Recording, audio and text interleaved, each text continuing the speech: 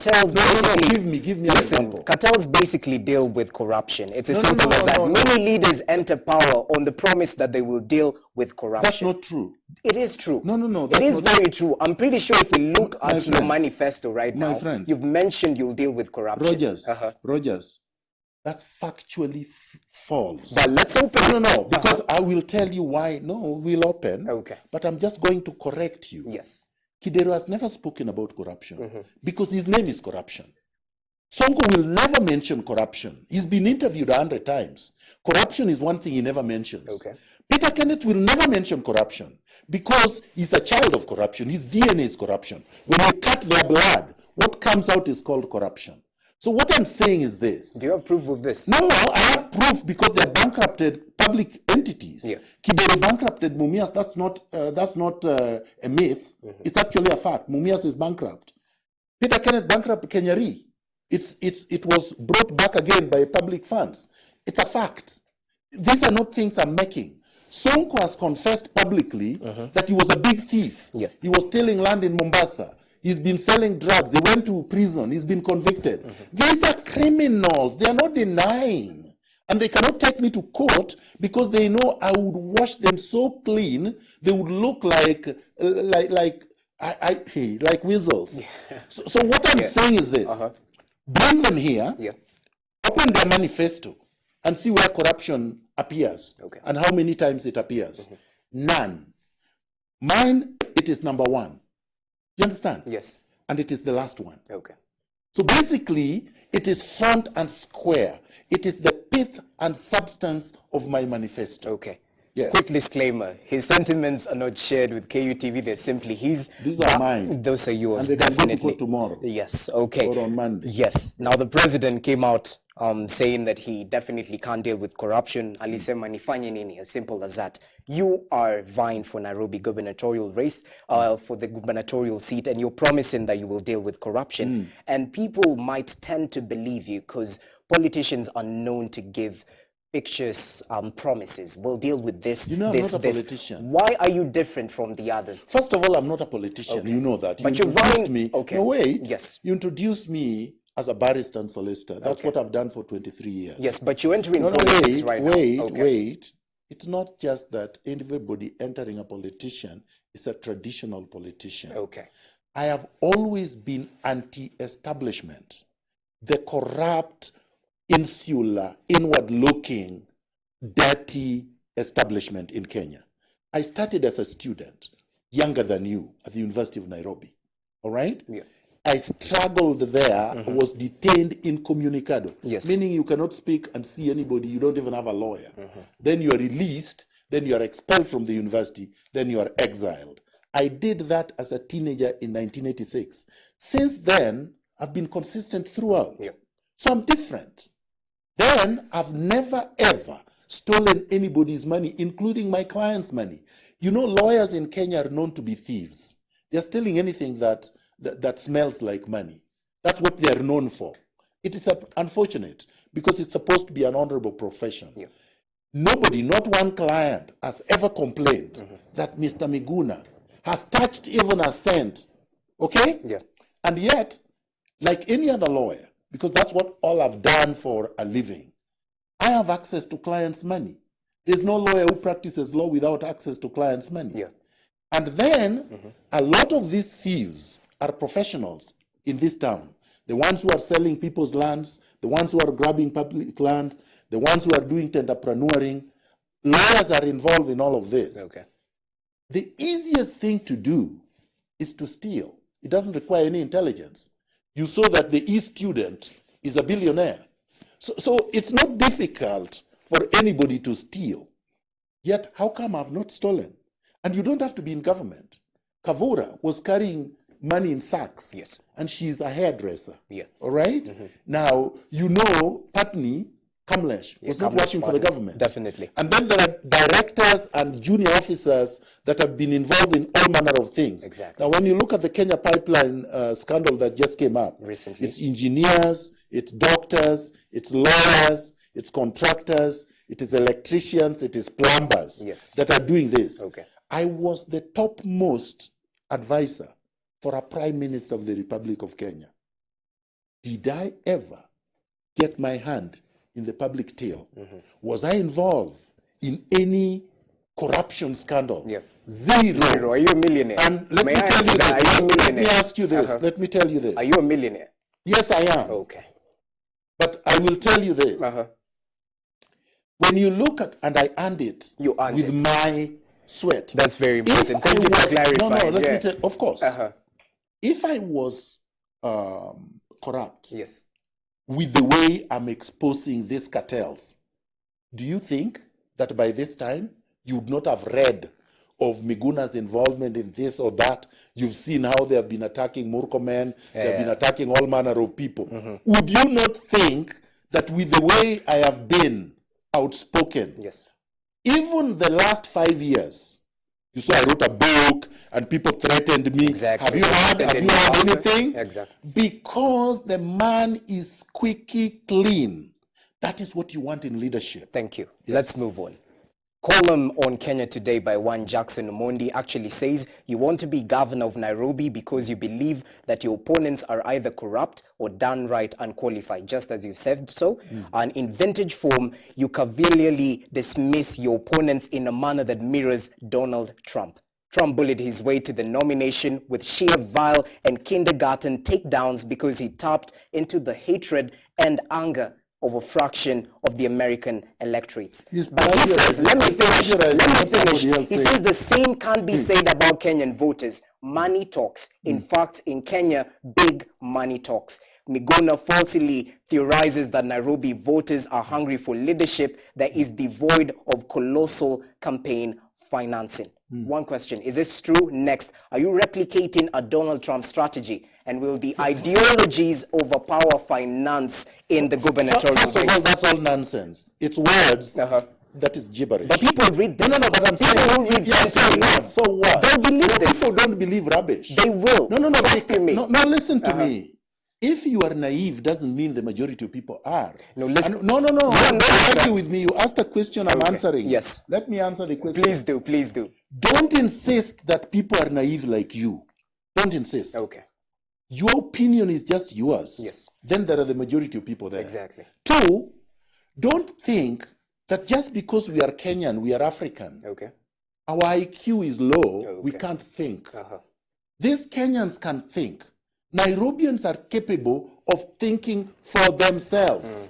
Just because somebody puts up gibberish in terms of comment and conjures up and put all manner of names in it. So at the end, what is the thesis? Nothing. There is no specific idea that statement congeals into. I will tell you what the man is trying to refer to is bullshit. And I'll tell you what it is. Live television. No. That's for television. Okay. I'll tell you why it is. Donald Trump is a white supremacist Republican. Okay. All right? Yeah. Miguna is a radical Pan-Africanist. Yes. You can't compare the two. No, but you use Miguna, no, just wait. No. Yes. Donald Trump, I was in politics before Donald Trump. In 1986, what was Donald Trump? A playboy in New York. But he was still No, he was a playboy in New York in 1986. Exactly. Wait. Because you're not analyzing issues. You're mentioning words and names. I think you're also doing the same thing. Listen to me. Right now he's the president of the most powerful country. What are you right now? That's not an idea. For Nairobi gubernatorial race. My friend Rogers. Yes. That's not arguing an idea. Okay. I'm trying to tell you that anybody who compares with Donald Trump does not know what they're talking about. So you're not sharing wait. Okay. Donald Trump ideology is what I'm talking about. The man is a right-wing Republican. Miguna is a Pan-Africanist. Okay. These are two different ideologies. Two, Donald Trump is a racist, a white supremacist. Miguna is not a racist. Number three, Miguna is a transformative leader, a man who believes integrity and truth as the pith and substance of leadership. Okay. The other man believes in bombast and demagoguery. Two different things. But you might have a similar thing. No, just wait. I'm going. Yeah. What people think are similar is this, and it is just the shallowness of the Kenyan media to repeat nonsense, is that I am speaking the truth. So they are thinking, because Donald Trump, there were elements of truth, and he was fighting the Washington establishment, therefore that is a commonality. But that comparison is nonsense, because everything else does not congeal. You have a playboy billionaire who has never worked for his life. His father gave him 100 million to start a business with. Anybody, no, that is important. Miguna grew up as a very poor kid who only stayed in school because the schools he went to sympathized with him because he was a bright child and did not kick him out of school. I never paid tuition. I never paid tuition in O levels. I never paid tuition in A levels. The principals allowed me to stay in school because I was a good student. That's how I went to school. So now you're comparing me with someone who inherited 100 million as a student. We're not talking about financial. No. What I'm trying to tell you is this. Ideologically, we are not the same. Philosophically, we are not the same.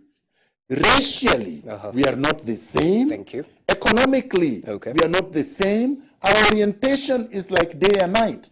The only thing is that he was an outsider to the Washington establishment, and I'm an outsider to the Nairobi cartels. That's the only thing. But everything else the guy has written is bullcrap.